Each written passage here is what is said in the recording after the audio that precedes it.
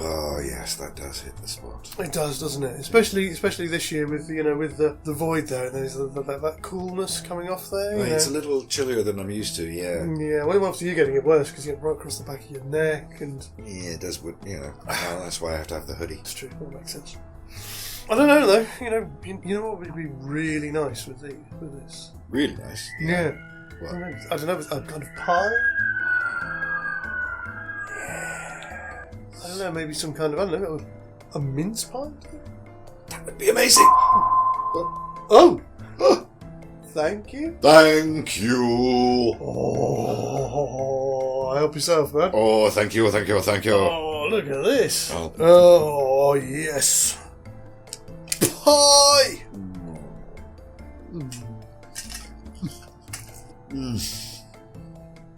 That's good. I would even say exceedingly good. Mm-hmm. Sponsor us. Contact details below.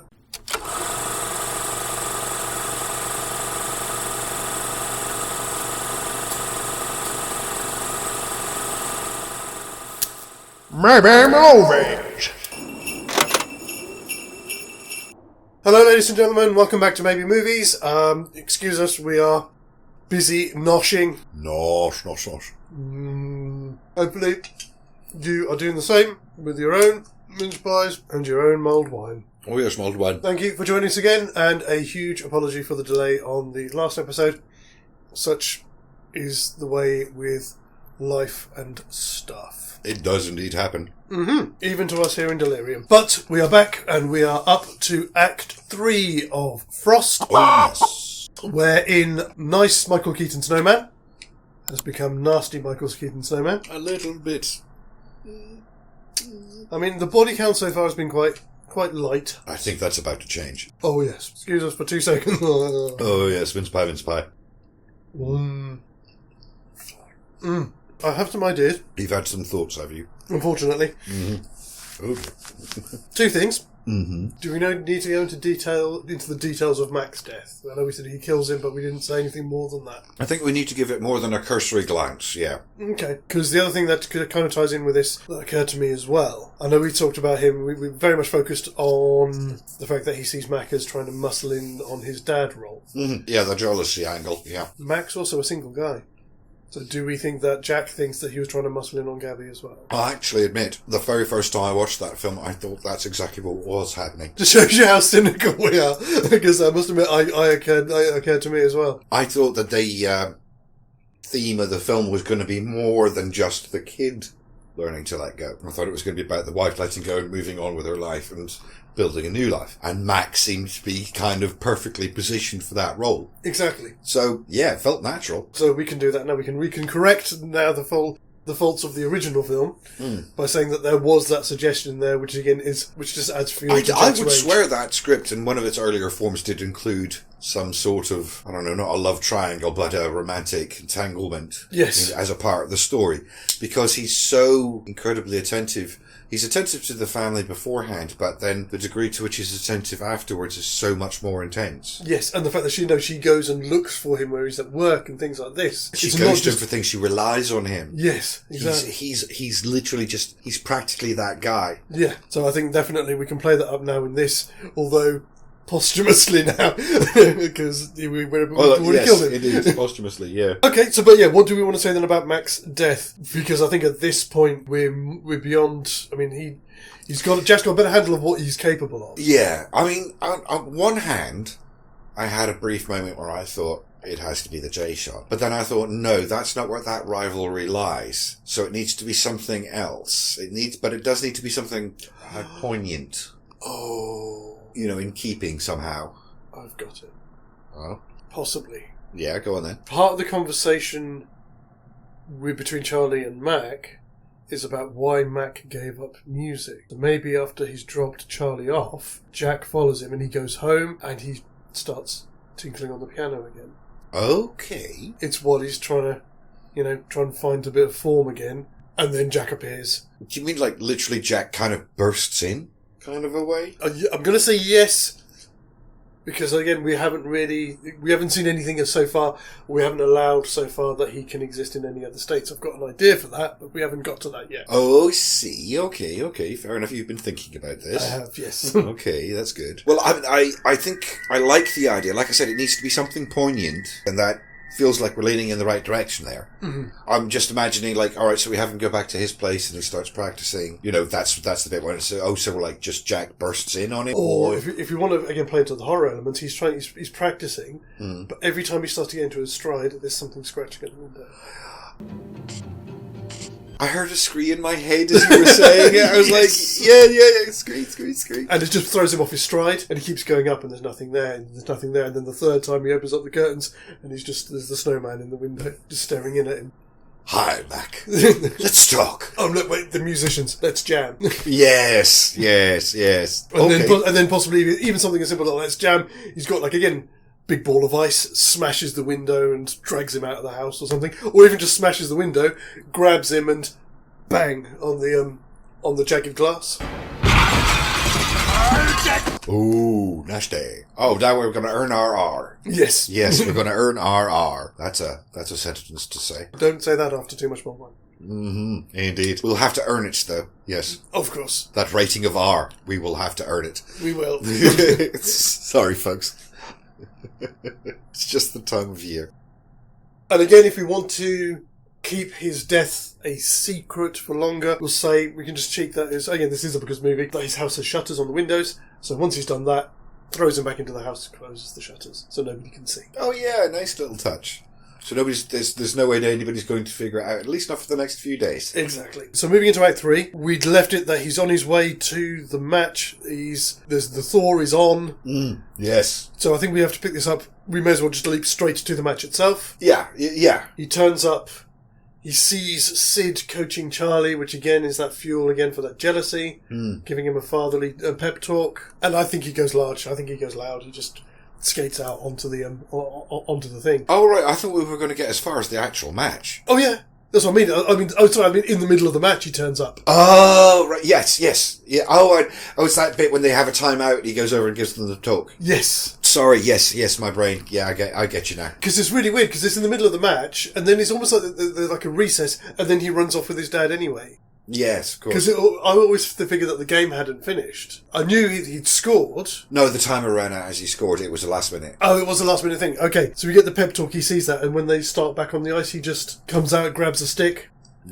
Yeah. This is a point, because again, it's the other thing that we hadn't really touched on is, and again, I know because the original movie doesn't, obviously this is the moment where he can go, hey Gabby, your man's back. Because she's obviously in the crowd. Yeah, of course, yeah. Again, I don't know about you, but I kind of saw this as him going proper large with this, I'm here, and it would end up with him trying to get to Charlie, and then Sid takes the ice, so you get a showdown between him and Sid on the ice, while he's trying to defend the kids. Yeah, I think he needs to maybe hurt a couple of the kids on his way onto the ice. Something to do it, not just, holy shit, there's an ice snowman on the ice, but, a reason that he needs to run there, he needs to go immediately, and hurting the kids as he's, get out of my way, you little... So maybe... I'm not saying necessarily kill a kid, but I think he needs to hurt a couple of them on his way through, like barrel through a group of them or something like that. So that would be good, like if there's a bundle. Yeah, well, I was going to say, maybe there's something like, there's a brief timeout because... I was going to say, we may say it's one of Sid's kids gets injured or gets knocked over and has to be substituted. Mm-hmm. So he leaps on as the sub. All right. It's just as an excuse for him to say something. You've subbed me in, and then he starts, as you say, and he's hitting the puck really hard to the point that maybe knocks their goalie out. Mm-hmm. Yeah, so he hits the thing, knocks the goalie out, the puck rebounds off his head and goes straight through the stalls or something, through the stands. And people are like, oh. And then, as we say, we get this kind of face-off between him and Sid on the ice while he's trying to protect the kids. Showtime. Mm. The reason I was saying earlier about that he can't exist in different states is I think we can use the Thor here as a bit of a red herring. Where they... I mean, first of all, what do you think happens with Sid? Do you think he's going to kill Sid? I was kind of leaning for Massacre at the Ice-rink. Yeah, okay. So we're thinking you never mastered the J-shot puck in the mouth? Mm-hmm. Yeah. End of the last act, he tipped over. He outright murdered Mac. Mm-hmm. He has gone full bad guy at this point. I'm the bad guy? And I think It's time to see that. Also, it means that from this point, we're no longer on any kind of rail. No. Everything's different now, which I kind of want. Fantastic. So, massive massacre at the thing. You'll get parents trying to protect their kids and stuff like that. Yeah, stampede, all the rest of it. It's a stampede! As soon as this happens, I suppose initially Charlie will be trying to kind of, Dad, what are you doing? And then it will be like, oh shit, Mum. Protecting Mum. I don't know if I'm going anywhere with this. But could we maybe play with the idea that, I don't know, maybe he's still got a soft spot for Gabby, so it's the point when Gabby gets down off the stands and comes onto the ice, that's what finally stops him from his rampage? Yes, that's nice. Like that. There's still a little bit of that man left in it. He's not 100% gone. He's just gone over the edge. But he's still that guy. He still loves Gabby. He still loves his son. Yeah, absolutely. I need to factor that into what I was going to say next, so while I'm doing that, we're going to take a 2-second pause. We're going to do a quick shout-out. Okay, cool. Yep. So, if you'd been following some of the comments that have gone up on our community tab towards the end of last week as a result of last episode 198 being a little bit delayed, I had to put up a couple of pictures, and I'd said, leave us some comments what you think these things should be captioned, and whichever one we think is the best, we'll get a shout out. And as it turns out, there was only one, so that is again for our good friend Stephen Sinclair, who is a writer, and he has a lot of his work is read out by a channel on YouTube called the Horror Story Corner. That's another one to try saying when you've had a few mulled wines.